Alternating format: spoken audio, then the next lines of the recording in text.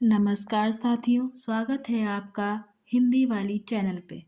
तो चलिए शुरू करते हैं आज का डिक्टेशन।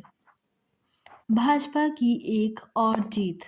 देश में सबसे अधिक बजट वाले नगर निकाय बृहन्मुंबई नगर निगम यानी बीएमसी पर प्रभुत्व कायम करने वाली भाजपा और एकनाथ शिंदे की शिवसेना ने महाराष्ट्र के अन्य अधिकांश निकायों के चुनावों में जीत हासिल कर राष्ट्र का ध्यान इसलिए अपनी ओर खींचा क्योंकि इन चुनावों को मिनी विधानसभा चुनावों की संज्ञा दी गई थी। बीएमसी के चुनाव नतीजों पर अधिक ध्यान था क्योंकि यहां पर ठाकरे परिवार की शिवसेना का 25 वर्षों से कब्जा था।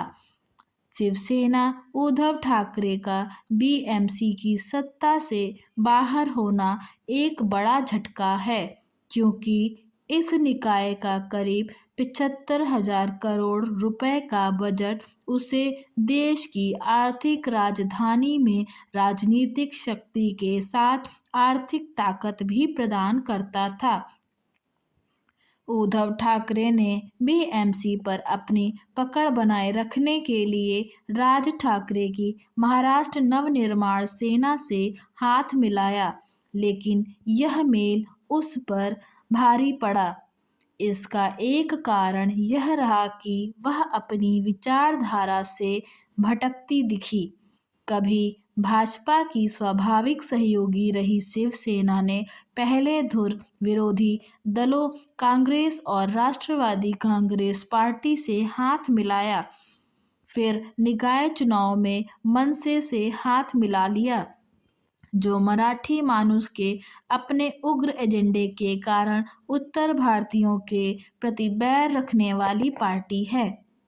इस बार तो राज ठाकरे ने तमिलनाडु भाजपा नेता अन्नामलाई के प्रति अपमानजनक बातें करके उत्तर भारतीयों समेत महाराष्ट्र के बाहर के सभी बाशिंदों को सशंकित कर दिया। यह उद्धव ठाकरे के पराभव का दूसरा कारण रहा।